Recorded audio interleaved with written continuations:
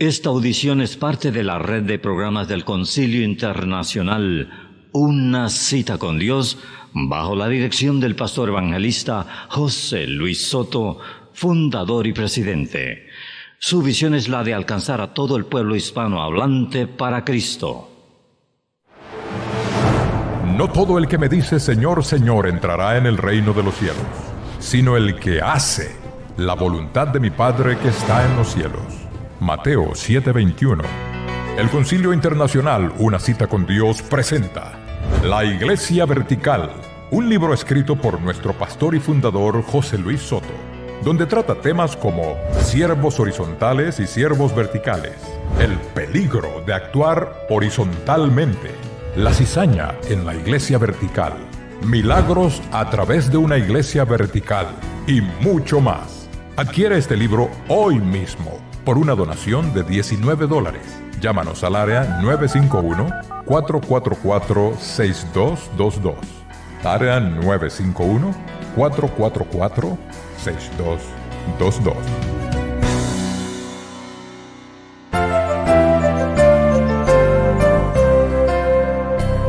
A continuación su segmento Buzón de Preguntas.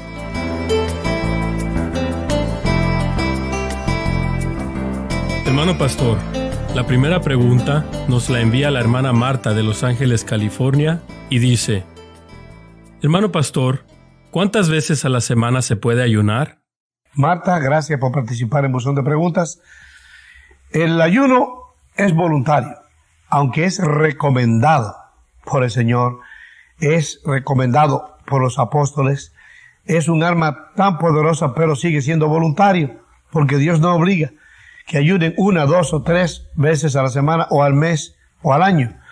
Sin embargo, el ayuno da poder, da autoridad, unción del cielo, así como lo es la oración también, el medio que nos ayuda para recibir influjo del Espíritu Santo, dirección del Espíritu Santo, poder del Espíritu Santo. Y claro que el ayuno se puede hacer en diferentes formas. Muchas personas dejan de comer y se van para el trabajo, aunque están en ayuno. Y a veces, bueno, como dicen alguien, del lobo un pelo. Y si no se puede ayunar en otra forma, aunque sea eso, es mejor. Pero claro, el verdadero ayuno es aquel que la persona se para un día, cuando sea, y se quede en su casa, se quede en su recámara, y a alabar al Señor, a leer la palabra, a glorificar el nombre de Jesús, ayunando y orando, a veces por alguna petición especial, a veces por intercediendo por otros, en fin. ¿Cuántas veces debe hacerse? Es opcional, es a voluntad suya.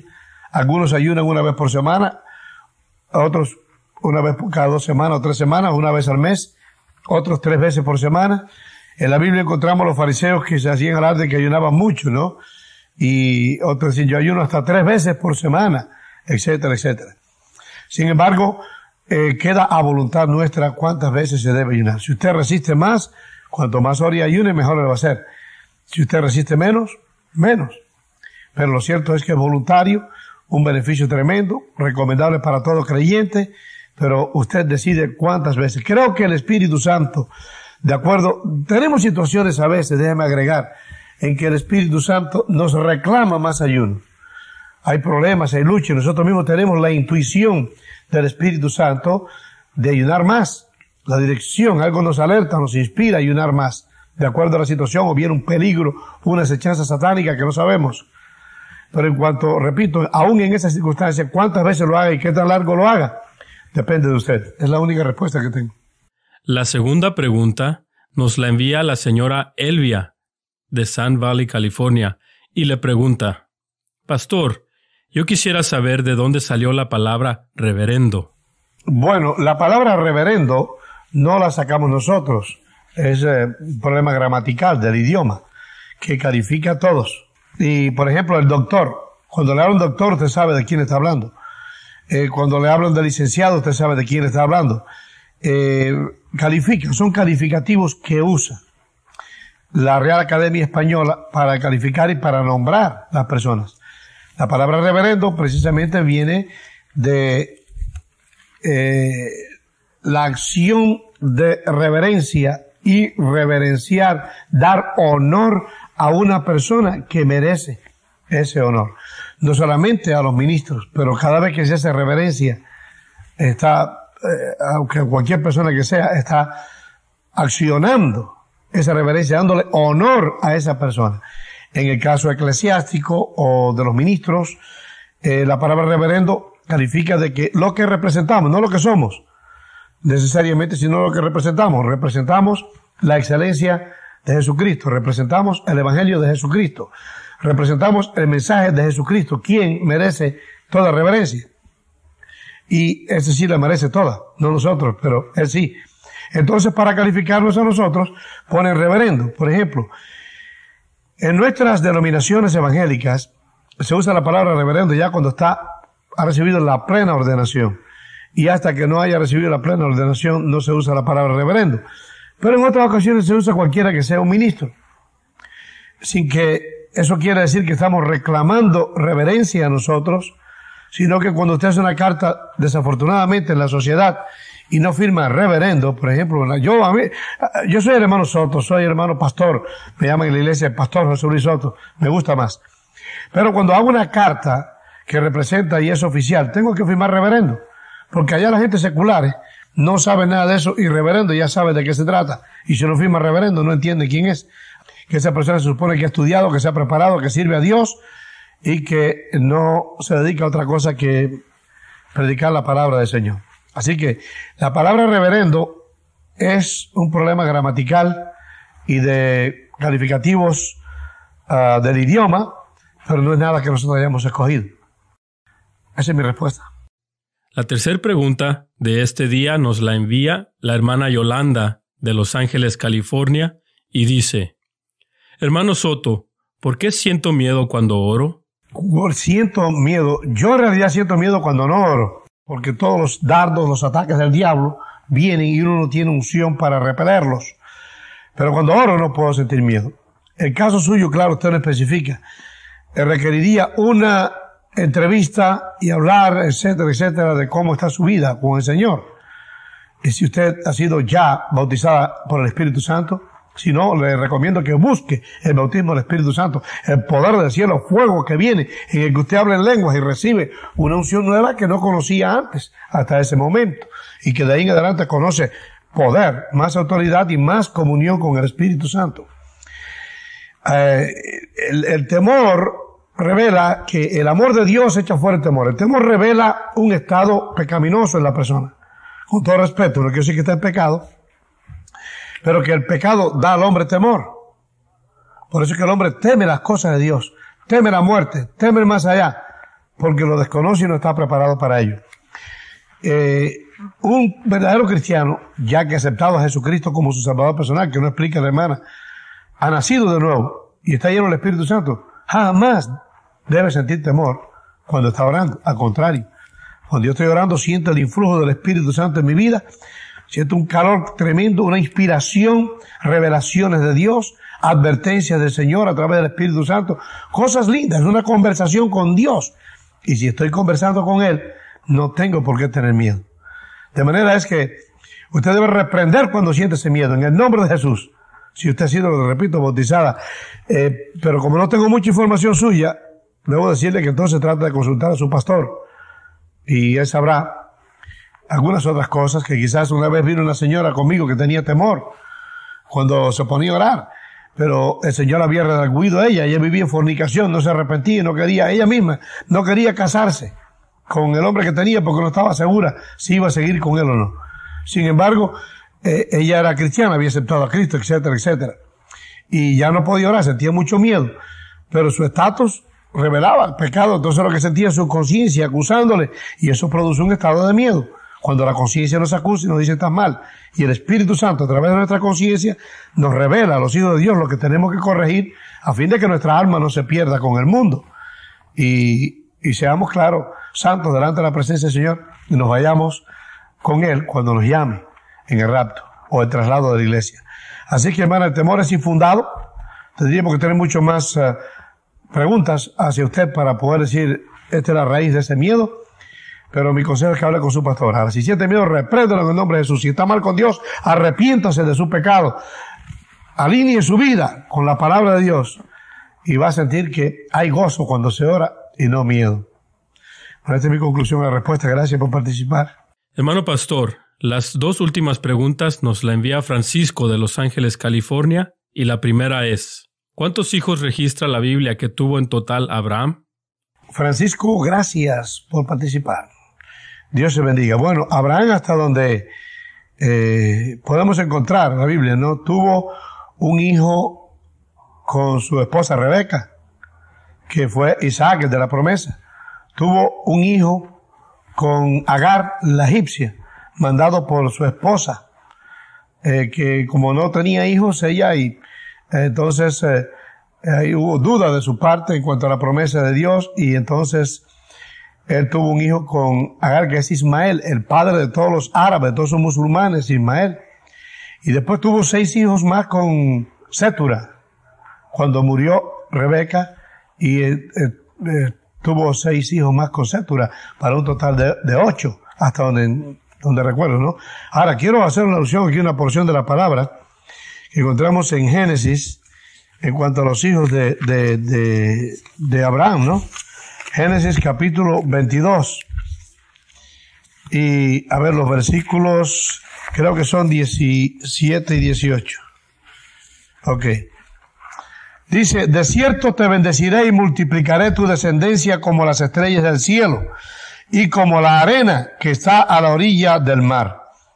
Y tu descendencia poseerá las puertas de sus enemigos. En tu simiente serán benditas todas las naciones de la tierra, por cuanto obedeciste mi voz. Esa es la promesa que Dios le da a Abraham.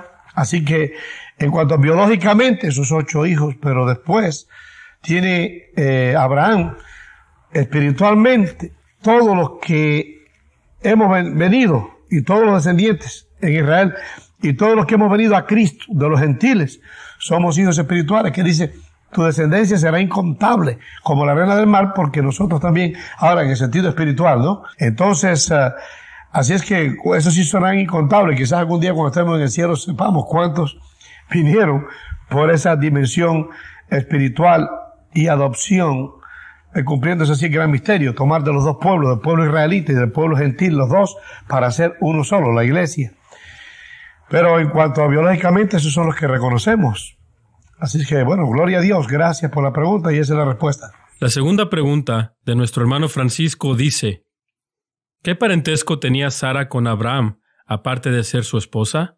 Gracias. Bueno, Sara con Abraham era hermanastra de Abraham, y de eso se apela a él cuando va a Egipto, que hubo hambre tremenda, y cuando vio lo hermosa que estaba Sara, ¿no? Le dijo: mira, tú estás muy hermosa, y eso puede costarme la cabeza. Así que apeló a lo otro, ¿no? No es que él mintió totalmente. Yo digo siempre, otra vez he dicho que él fue muy cobarde, porque era su esposa, la tomó por esposa, no por hermana.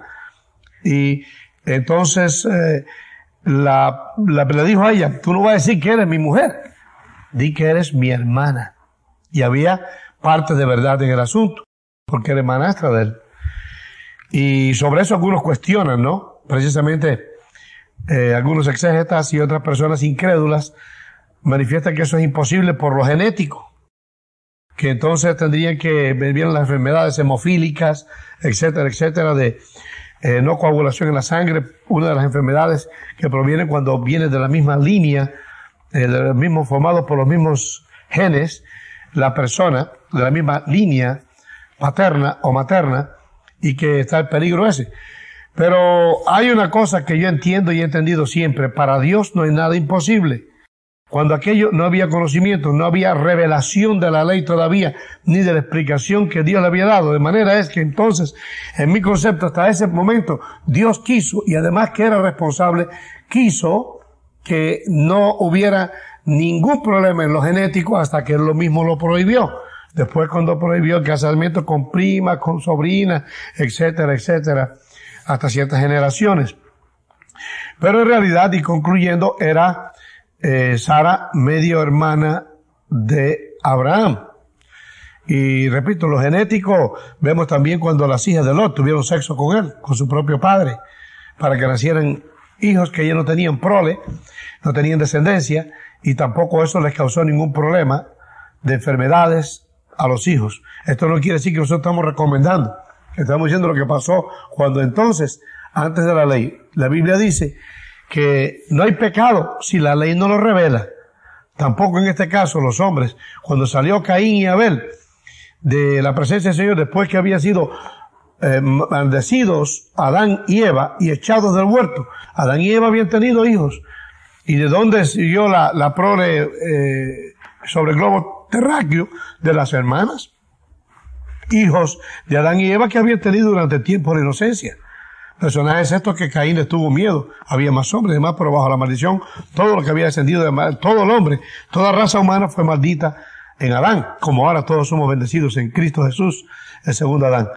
Lo genético, en mi concepto, no tenía valor ninguno porque se registran muchos casos en la Biblia que tuvieron sexo y no tuvieron ningún problema.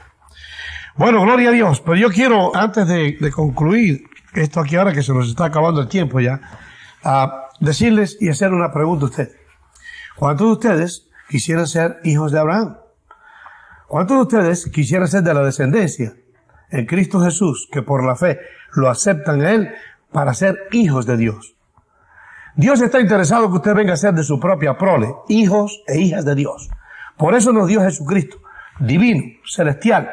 Encarnó en lo humano, se hizo humano para que lo humano tenga derecho a lo divino. Yo les invito a ustedes ahora para que sean familia no de Abraham, ni de descendencia biológica, sino de Dios mismo que quiere ser tu Padre. Que te dice, hijo mío, hija mía, dame tu corazón. Jesucristo que está a las puertas junto a ti y a través del Espíritu Santo te dice, hey, venid a mí los que estáis trabajados y cargados, que yo os haré descansar. El Señor quiere bendecir tu vida, quiere llenarte.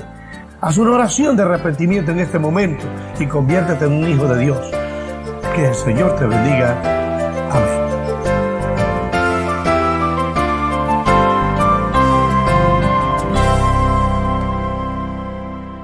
El que encubre su pecado no prosperará, mas el que los confiesa alcanzará misericordia. Acepta a Jesús como tu Salvador personal. Él te ama y quiere que te apartes del mal. Si desea comunicarse con nosotros vía correo electrónico, nuestra dirección es radio@concilioucsd.org. radio@concilioucsd.org.